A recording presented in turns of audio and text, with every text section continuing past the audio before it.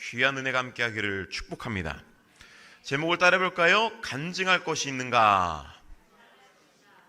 한 번 더, 나는 간증거리가 있는가?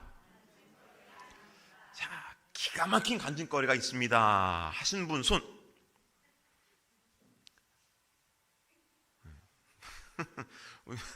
어떤 분은 이렇게 수줍어요?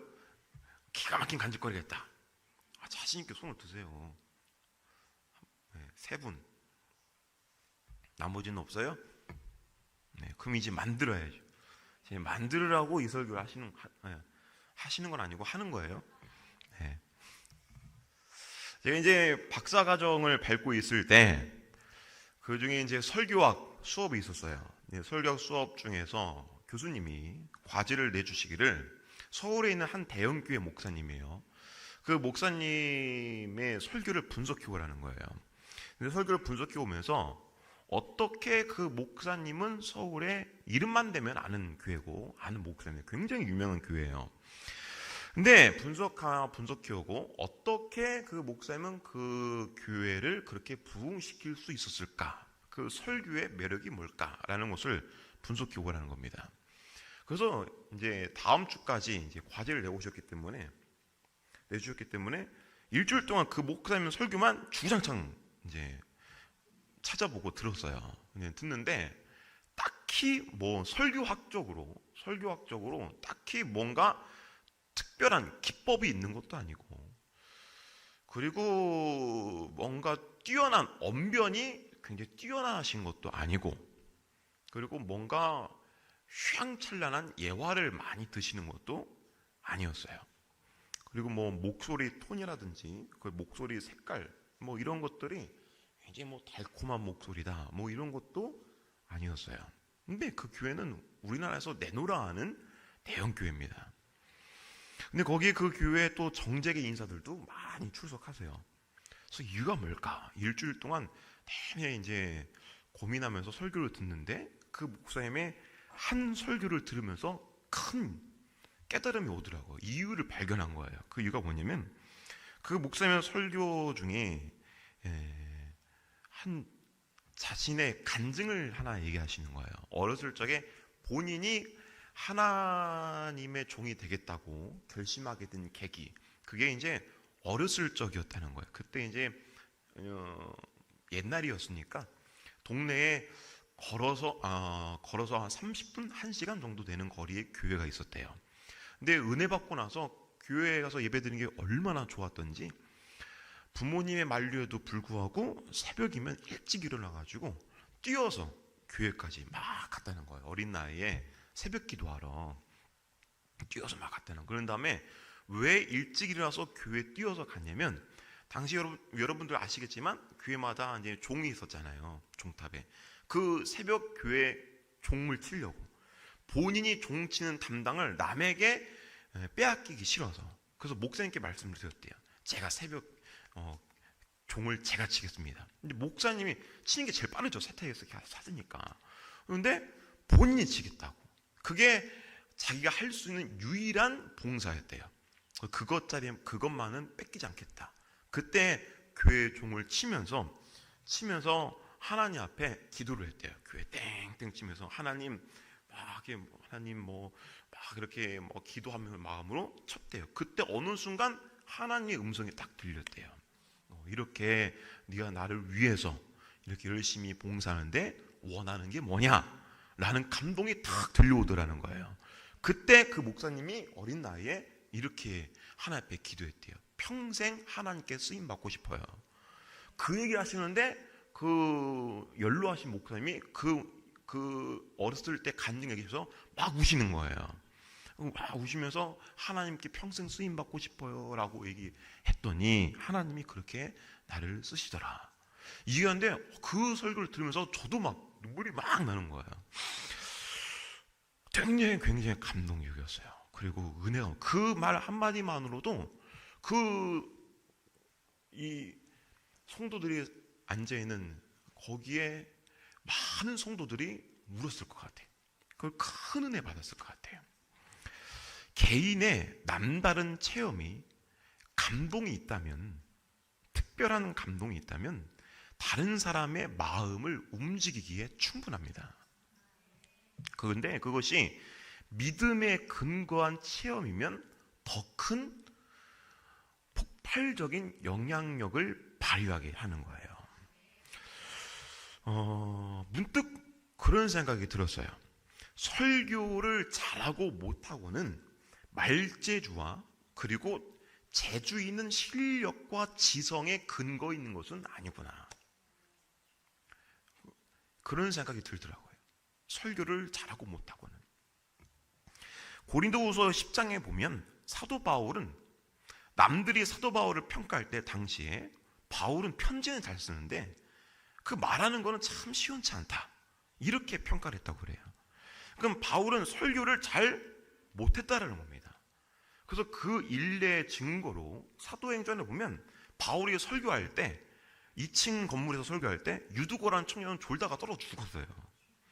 얼마나 말을 졸리게 했으면 졸다가 사람이 죽습니까? 와, 여러분 바울 목사님 모시고 싶어요? 저를 모시고 싶어요? 아무리 능력이 좋아도 졸다가 사람이 죽을 정도면 여러분 교회가 부흥하겠습니까? 요즘 시대에 택도 없어요. 네. 그런 목사님이 바울 목사님이었어요. 그러니까 설교를 못했다는 거예요. 그럼에도 불구하고 바울 목사님이 개척하고 지나가는 교회마다 교회가 부흥한 거예요. 왜냐? 능력이 있고, 그리고 사도 바울 목사님은 본인이 말하지 않아도 그분의 삶 자체가 간증거리였기 때문입니다. 그분의 삶 자체가. 베드로는 말재주가 있었을까요? 없었을까요? 없었어요. 베드로는 말재주도 없었고 글재주도 없었어요. 배운 게 없었으니까. 그래서 베드로 전후서는 베드로의 제자가 대필한 겁니다. 베드로가 말하면 대신 써준 거예요. 왜냐하면 배운 것이 없는 분이었기 때문에 그런 겁니다. 그런데 그들의 삶은 그들의 목회의 삶은 늘 부흥의 연속이었죠. 그리고 우리가 본받을 만한 것이 아니라 우리가 반드시 본받아야 하는 삶을 사셨고 우리의 신앙의 롤모델이 되는 거예요. 그분의 삶은 예수 그리스도의 삶이고 예수 그리스도를 본받아 사셨고 예수 그리스도를 본받아 사셨기에 그분들의 삶에 간증거리가 넘쳐났기 때문입니다. 무엇보다 하나님께서는 그 간증의 흔적들을 일하시고 그 간증의 흔적들을 통하여서 역사하셨어요. 하나님께서는 우리 삶이 무모해 보이지만 그 무모해 보이는 그 도전 속에 하나님께서는 역사하시고 그리고 역사하심을 통하여서 그 사람에게 잊을 수 없는 삶의 고귀한 흔적을 남기게 하세요. 이것이 간증이라는 거예요. 그래서 간증은 우리 그리스도인에게 큰 무기가 됩니다. 하나님께서 살아계시다는 무기, 하나님께서 지금도 역사하신다는 무기가 되는 거예요. 그런데 지금은 신앙생활을 해보면 간증을 만들기가 참 어려운 시대예요. 왜냐하면 모든 것이 참 편해졌기 때문이에요. 모든 것이 참 편해졌고 신앙생활이 편해졌고 그러다 보니까 세상과 아웅다웅 살면서 서로 타협의 접점을 만들어가는 시대가 되었다 이 말이에요. 그럼 무엇과 싸우고 부딪혀보고 그리고 내가 힘겨워보기도 하고 그러가면서 내 신앙을 지켜나갈 때에 투쟁의 정신이 있을 때에 간증이 생기는 거예요. 우리의 신앙생활은 치열한 영적 전투입니다. 믿으시면 아멘. 치열한 영적 전투예요. 그러면 전투가 일어나면 반드시 이긴 자가 있어야 되고 패자가 있어야 됩니다. 승리가 있어야 되고 패배가 있어야 돼요. 싸우면 그런 거예요. 싸우면 마귀와의 화해는 있을 수가 없어요. 그죠? 오늘은 마귀하고 싸우는데 오늘 여기까지 하시다. 여기까지만 합시다. 내일 자고 일어나서 내일 다시 싸웁시다. 이럴 수가 있을까요? 절대 없어요. 무조건 승리를 했느냐 패배를 했느냐. 그래서 우리는 하루를 마무리하고 하루의 밤을 맞이할 때 자기 전에 베개맡에서 기도할 때 하나님 오늘도 주님의 은혜 가운데 승리하게 하시니 감사합니다 라고 하는 당당한 기도가 나오는 삶을 살아야 됩니다. 그래서 주님 앞에 하루를 시작할 때도 하나님 오늘도 주님의 은혜와 보호하심 속에 반드시 승리할 수 있는 하루가 되게 하옵소서.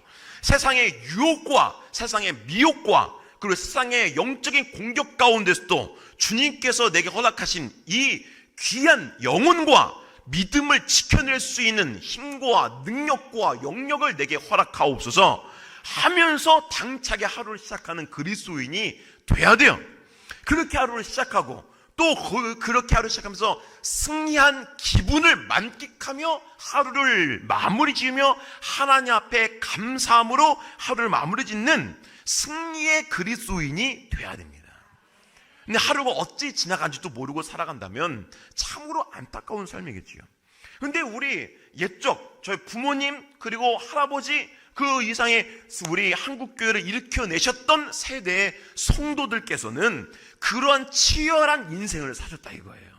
교회를 지키기 위해서, 가정을 지키기 위해서, 내 영혼을 지키기 위해서 기도의 자리를 끝까지 묵묵히 지켜내셨고, 어려운 핍박 가운데서도, 정말로 힘겨운 핍박 가운데서도, 이런 속에서도 내 믿음을 지키기 위해서, 그리고 교회를 지키기 위해서 끊임없이 모이고 또 모이고, 그런 다음에 하나님 앞에 간구하고 예배하고 주님께서 주신 능력으로 승리하는 인생을 살았어요.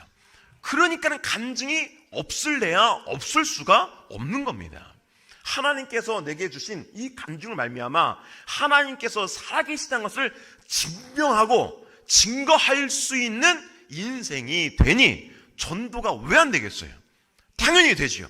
내가 하나님을 만나봤는데 하면서 말을 꺼내볼 수가 있잖아요. 하나님에 대한 묘사, 하나님은 어떤 분이신지, 어떤 성품의 분이신지, 하나님은 어떻게 일하시는지 내가 만나봤잖아요. 내가 체험해봤잖아요. 하나님 어떻게 역사하셨는지 내가 알잖아요. 내가 아니까 데리고 갈 수 있는 거잖아요.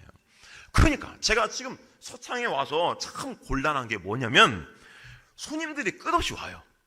손님들이 제가 이제 부임했으니까 아는 목사님들이 오늘도 오셨어요. 쉬는 날인데 오셔가지고 뭐 점심 드시고 한참 있다 가셨어요. 가셨는데 문제는 뭐냐면 제가 서창구에 제가 인천에 와가지고 멀리 못 나왔어요. 끼케야 만수동 언저리 그게 다예요.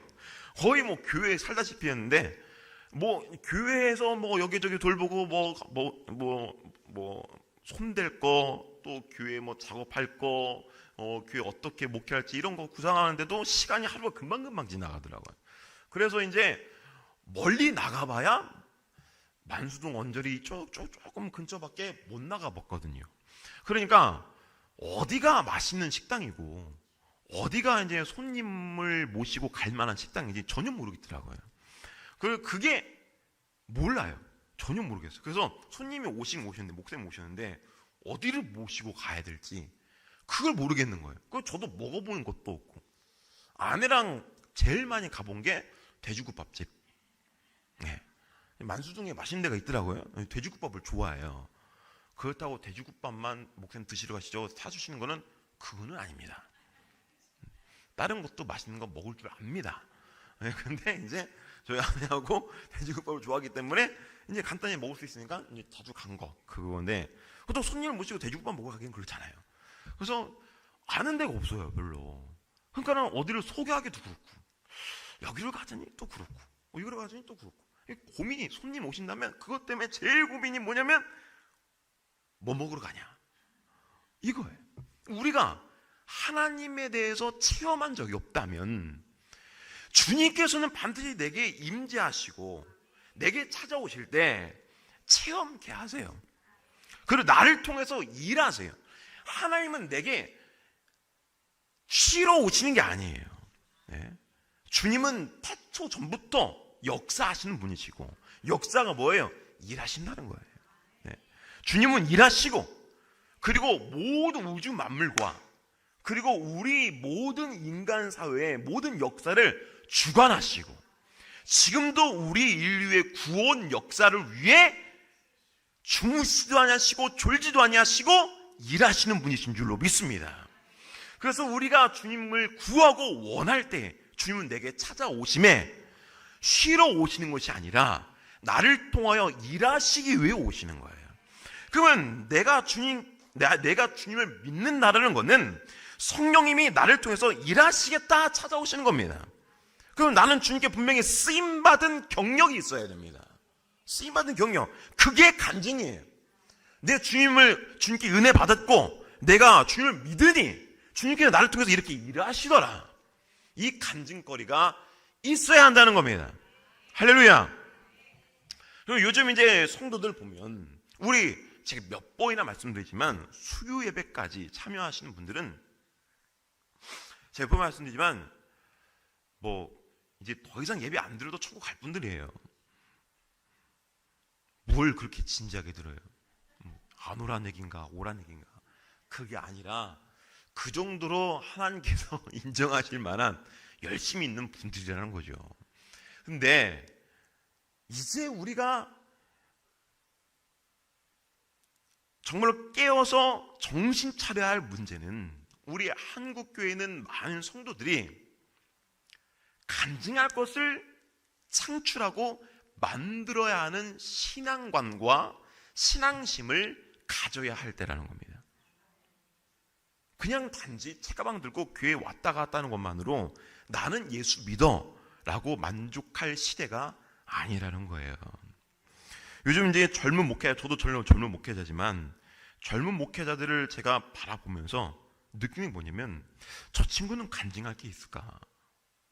라는 생각이 들어요. 하나님을 진정으로 체험하고 하나님과 독대하고 옛날에 진짜 우리 어르신들은 기도원에 한번 들어가면 소나무 뿌리 하나는 뽑고 와야 된다 라는 말이 유행이었잖아요. 한번 기도원 들어가면 무언가 단단히 하나님께 응답 하나는 반드시 받고, 그때는 목적이 방언이었죠. 일단은 방언 하나 받으면 소나무 기둥뿌리 하나는 뽑고 와야 방언 받을 수 있다 라는 정신으로 기도원 들어가서 그렇게 하고 왔어요. 그러니까 저는 그런 어떤 신앙관을 갖고 있거든요. 그렇게 배워왔고 그렇게 자라왔고, 그래서 무조건 그렇게 해야 한다고 생각하고 첫 목회부터 그렇게 살았어요. 그러니까 하나님께서 기가 막히게 그런 은혜를 주시고 그런 체험을 주시더라고요. 그래서 제가 앞서 말씀드렸다시피 설교는 설교학적으로 기법이 탁월한가? 설교학을 배우면요, 설교학에 대한 책을 보면 설교학의 논리와 이론과 기법이 있어요. 근데 그 기법 속에 그 설교가 잘 이루어지고 있는가, 이거에 대해서 설교가 좋다 나쁘다 평가하기도 합니다. 근데 중요한 건 우리나라를 부흥시켰던 시대의 부흥사들의 목사님들의 설교가 설교학적으로 좋아요? 하나도 안 좋아요. 네. 설교학적으로 다 꽝이에요, 솔직히 말하면. 근데 교회가 부흥됐어요, 안 됐어요? 다 됐어요. 왜 그래요? 첫 번째 영성이고 영역이고 그리고 간증이 있어서 그런 거예요. 하나님께서 그분들을 만나 주셨고 그분들이 하나님과 동행하면서 수많은 역사들을 체험하셨기 때문에 그런 거예요. 저는 솔직히 제일 부러운 게 그거였어요. 제일 부러운 게 하나님과 함께 하면서 하나님께서 그분과 이루셨던 그 간증의 역사들. 그러니까 설교가 너무 맛있는 거예요. 눈이 반짝 떠지고 나도 그런 일을 해보고 싶다. 나도 그렇게 하나님께 쓰임받는 삶을 살고 싶다. 맛있는 설교란 하나님께서 역사하신 것을 증거를 우리가 들었을 때입니다. 그때 나도 그분을 만나보고 싶다. 나도 주님께 쓰임 받아보고 싶다. 그래서 저는 그렇게 생각해요. 강단이 무미건조해져서는 안 됩니다. 우리 여러분 성경에 있는 내용 아는 거 다 알잖아요. 성경의 인물들의 역사, 인물들의 이야기 모르는 거 없어요. 다 들어봤어요. 그런데 그 속에서 하나님께서 그분을 통하여서 일하시고 역사하신 이 놀라운 간증의 현장들을 이것이 섞어 들어갈 때 정말로 강단이 풍요로워지는 것을 느낄 수가 있는 거예요. 그래서 요즘에 저는 생각을 해요.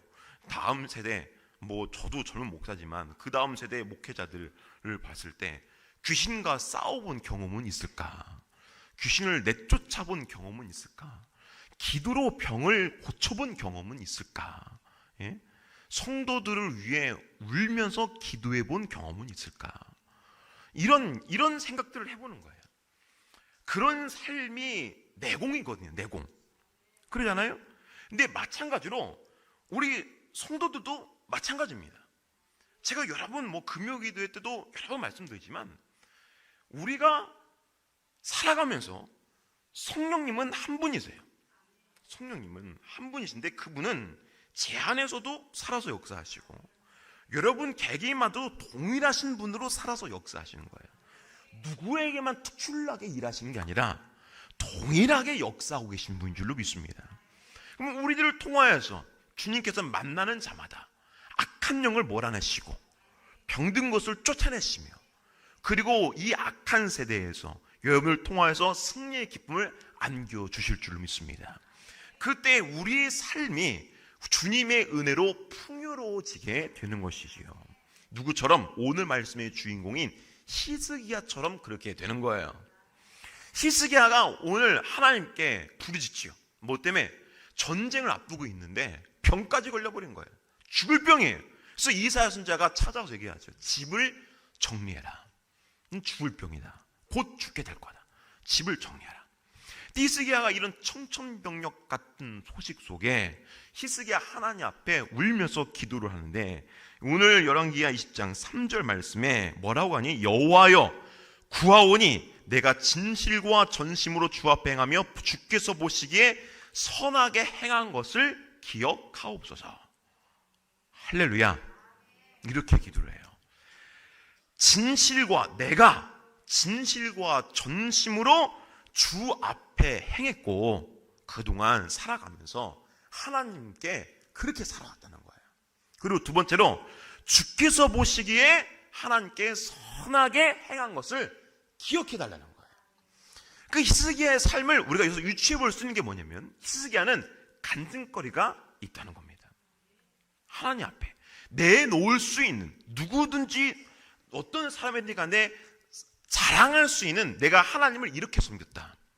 난 하나님 남다르게 하나님을 이렇게나 극진히 잘 섬기며 살아왔다 라고 말할 수 있는 자격이 있다는 거예요. 그러니까 하나님 앞에 이렇게 기도하니 하나님께서 할 말이 없으신 거예요. 하나님 기억나십니까? 제가 하나님 앞에 그렇게 해드렸지 않습니까? 하나님께 그렇게 제가 잘 하지 않았습니까? 우리의 기도 보면 하나님 이번에 이렇게 해주시면 제가 이렇게 하겠습니다 라는 계약성 기도죠. 계약성 기도. 그렇지 않아요? 하나님 아버지 이번만 이렇게 해주시면 하나님 아버지 제가 다음에 꼭 이렇게 하겠습니다. 근데 중요한 건 히스기야는 계약성 기도가 아니라 하나님 그동안 제가 하나님 앞에 얼마나 잘했습니까? 중요한 건 우리가 그렇게 떳떳이 기도할 수 있는 자격이 있어야 한다는 거예요. 하나님께서 보시기에 이거는 정말 당돌한 기도일 수 있어요. 그런데 하나님께서 보시기에 제가 하나님께 선하게 진실로 전심으로 하나님께 잘 섬긴 거 그거 기억해 주십시오. 이건 히스기야가 인간적으로만 보기가 아니라 히스기야 생각하기에도 하나님 보시기에도 난 부끄러움이 없다. 자신감이 있는 기도예요. 그러니까 하나님이 딱 듣기에도 하나님이 할 말이 없으세요. 말씀이 기록되어 있지 않지만 와 이거 히스기야 안 고쳐주면 나 천국에서 히스기야한테 혼나겠다. 큰일 났다. 히스기야는 지금 죽어도 천국 가겠죠. 천국 갈 텐데 히스기야 지금 천국 데리고 가면 나 히스기야한테 한 소리 듣겠다 이거. 큰일 났다. 안 살려주면 난 큰일 난다. 하나님이 이렇게 생각하셨을 것 같아요. 여러분 그렇게 하나님의 생각 들 만큼 삽시다. 그래서 한 150살까지만 사세요. 할렐루야. 옆 사람 보고 축복합시다. 150살까지만 삽시다. 시작. 자신있게 다시 한번 예, 그죠? 150살까지. 얼마나 좋아요. 듣기 좋아요, 좋아요. 아, 좋죠. 150살까지 조건이 있어요. 건강하게. 네, 건강하게. 150살까지 사시면 백수잔치는 제가 해드릴게요. 예? 뭐 자식한테 뭐 100살이니까 백수잔치 해놔라 얘기하지 마세요. 동기르고 왜 나한테 얘기해요? 첫째한테 얘기해요. 막 첫째가 뭐 좀 힘들지 않냐? 뭐 둘째한테 얘기해요. 뭐 귀찮은 소리 하지 말고 그냥 저한테 목사님, 나 이제 내일 모레 백수니까 잔치 해주시오. 그럼 제가 다 해드리라니까. 네? 뭐 까짓거 뭐 그냥 총 여성개장 시키면 되지 뭐. 네? 그러니까 해드리니까 뭐 걱정이 있어요? 아무 걱정하지 마세요. 중요한 건 그 해 총 여성교회장님을 잘 뽑아야 돼요. 그러니까 여러분들은 오래오래만 사세요. 자, 근데 히스기야는 당당하게 기도한 근거, 간증이 있었기 때문에 요즘 젊은이들이 우리나라에 유독 다른 나라에 비해서 주식과 코인에 매달려서 산다고 합니다. 주식, 코인 아시는 분 아시겠지만 그거는 널뛰기예요. 하루아침에 올랐다가 내려갔다 올랐다 내려갔다. 그거에 스마트폰을 보고 그거에 울고 웃는데요. 그거에 울고 웃어요. 제가 울고 웃었던, 하룻밤 사이에 울고 웃었던 기억이 한 번인데 그게 뭐냐면 신약성경 읽을 때예요. 제가 하룻밤 만에 신약성경을 통독한 적이 있었거든요. 근데 이제 저녁 먹고 읽었는데 너무 은혜 받고 재밌게 읽어가지고 밤새 읽었더니 요한계시록 다 읽어버린 거예요. 근데 그때 무슨 경험을 했냐면 사복음서를 읽었는데 요한복음을 딱 읽었더니 예수님께서 승천하신 거예요. 예수님께서 돌아가시고 사도행전 1장에서 예수님께서 승천하신 거예요. 그때 이제 사람들이 이제 뭐 하늘만 바라보고 있으니까 그게 공감이 너무 되는 거예요. 저도 성경책 보다가 이렇게 하늘 보고 있는 거예요. 진짜 멍해지더라고. 거기에 너무 몰입하다 보니까 그 세계에 제가 푹 빠져든 거예요. 그러니까 와, 주님이 가셨다. 나 이제 어떻게 사나? 이 생각이 드는 거예요. 제가 마치 거기에 있는 것처럼, 야, 나 이제 어떻게 사나? 예수님이 가셨는데 나 이제 뭐 믿고 사나? 누굴 믿고 사나? 이러고 있는데 그 다음 구절에 뭐가 있냐면 천사들이 와서 갈릴리 사람들아 왜 하늘만 보고 있느냐? 올라가신 이는 너희가 본 그대로 다시 오시리라. 이렇게 말씀하시는데 그게 안 믿어지더라고. 아멘 할게 웃어요. 그게 안 믿어지더라고요. 진짜 오시나? 했는데 사도행전 2장에 막아야 될 방에 성령님 오시는 거예요. 그때 진짜 너무 소름 끼치는 전율을 느꼈어요. 소름 끼치는 전율. 그때 제가 느낀 게 있어요. 말씀 속에 하나님이 역사하신다. 말씀 속에. 이야, 기가 막힌 경험을 했잖아요. 그러니까 그때 진짜 하룻밤 사이에 울고 웃었어요. 주님 가시는구나. 그럼 나 어떻게 살지? 제자들의 심정을 진짜 알겠더라고요. 그러니까 제자들은 그때 당시 다 죄인들이었고 그리고 아웃사이더들이었어요. 누구는 물고기 잡는 사람, 누구는 세리, 누구는 그냥 길에 돌아다니는 사람들 다 불러다가 제자 삼았는데 예수님께서 그때 당시에 그때 유대인들의 주도권을 잡고 있는 바리새인들, 사두개인들, 제사장들에게 화 있을진저 이 나쁜 놈들아 하면서 막 나무라질 때 그때 제자들은 예수님 뒤에 꼭 숨어가지고 오 꼬숩다 이러고 있었을 거 아니에요. 그런데 그 주님이 딱 하늘로 올라가시니까 그게 공감이 딱 되는 거야. 그러니까 오늘의 숙제, 내일 새벽까지 신약성경 통독하고 오실 것. 할 수 있으면 하시고 그냥 해본 말인데 아무튼 주식과 코인에 널뛰어요.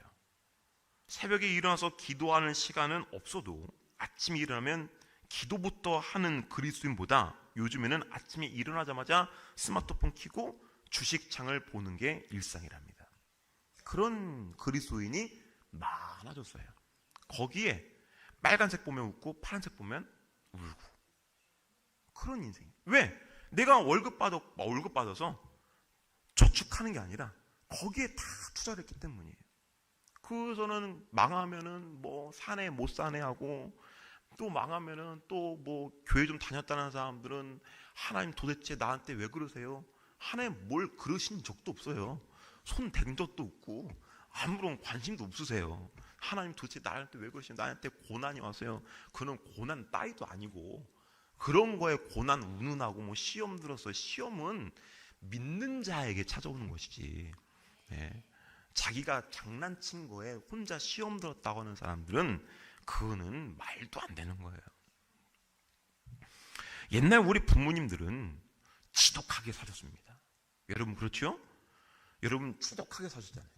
지독하게 사셔서 없는 살림에 마다시 모으셔가지고 자녀 기르시고, 그리고 학교 보내시고 대학교 보내시고 시집장가 다 보내셨어요. 그러면서도 저축 꼬박꼬박 알뜰살뜰 모으셔서 이만큼 사시게 된 거예요. 근데 여러분들이 기본 어떤 자금이 왕성해서 자녀를 낳고 기르고 대학 보내고 하신 게 아니에요. 지독하게 사실 용기가 있으셨기에 그렇게 하신 거잖아요. 근데 지금 시대는 지독하게 살 용기가 없는 거예요. 마찬가지로 우리의 신앙생활도 마찬가지입니다. 뭔가 복이 딱 떨어져야 하나님 믿을만 나는구나, 이게 교회 다닐만 나는구나. 우리 한국교회가 처음 세워지고, 그리고 믿음의 선조들 여기 계신 분들 중에서도 다 그러시겠지만, 우리가 처음부터 복을 받아서 주님께 매달린 게 아니라 하나님께서 살아계심을 믿기에 살아계신 하나님 앞에 매달려 구한 거잖아요. 그때 지독하게 하나님께 엎드리고 하나님 앞에 기도할 때에 주님께서 내게 찾아와 주시고 체험케 하시고 간증의 역사들을 만들어 내신 겁니다. 그러니까 저는 그렇게 표현하고 싶어요. 히스기야의 기도는 적금이고 지금 현대인들의 기도는 투자인 거예요. 아니요, 투자가 아니라 대출인 거예요. 그러니까 대출은 이자만 늘어날 뿐이에요. 내 게 아니에요. 원래 내 것도 아니에요. 히스기야는 차곡차곡 기도의 적금을 부어놓은 거예요. 우리는 예배의 적금, 기도의 적금, 그리고 전도의 적금을 계속 부어 넣어야 됩니다. 차곡차곡 부어 넣어야 돼요. 히스기야처럼. 그때 주님께서 나를 통해서 일하실 때, 하나님, 내가 하나님 앞에 이렇게 일한 것 기억하시지 않습니까? 라고 당당하게 말씀드릴 수 있을 만한 믿음의 사람이 되시기를 간절히 축원합니다. 하나님 앞에 떳떳이 요구할 근거, 전도할 이 앞에 떳떳이 하나님을 자랑할 수 있는 내 삶의 근거가 있어야 됩니다. 그것이 세상을 이길 수 있는 교회의 능력입니다. 그리스도인의 능력이에요. 교회가 힘을 잃어버렸다고 그래요. 교회가 힘을 잃어버렸다는 이유, 그 말은 뭐냐면 성도들이 힘을 잃어버렸다는 거예요. 성도들이 힘을 잃어버렸다는 이유가 뭐냐면 영역이 소멸되고 있다는 거잖아요. 성도는 세상과 같은 방법으로 승부 보려고 하면 안 됩니다. 세상은 이미 지력, 체력, 그리고 금력, 인력으로 풍성합니다. 우리가 당해낼 재간이 없습니다. 근데 그 모든 것을 다 잡아서 물리치는 방법이 영역이에요. 할렐루야. 엘리사에게 찾아온 나아만 장군이 뭐 하나 보고 찾아온 거예요? 영역 하나 보고 찾아온 거예요. 아람 장군 왕이 특별히 편지를 써줘서 나아만 장군이 모든 것을 다 가졌어도 자기 병 하나 고치지 못하잖아요. 모든 걸 다 가졌어도 이스라엘 왕은 깜짝 놀랍니다. 그 장군이 우리나라를 쳐들어 올려오는 거지 그냥 오겠냐. 근데 이스라엘 왕은 아람을 이길 만한 군대가 없어요. 그래서 그냥 오는 거를 막을 방도가 없습니다. 근데 나아만은 뭐 보고 오는 거냐? 엘리사의 영역 하나 기대고 오는 거예요. 세상이 교회 앞에 엎드리고 하나님의 존엄성과 살아계심을 인정할 수 있는 길은 바로 우리 믿는 자들의 간증인 겁니다.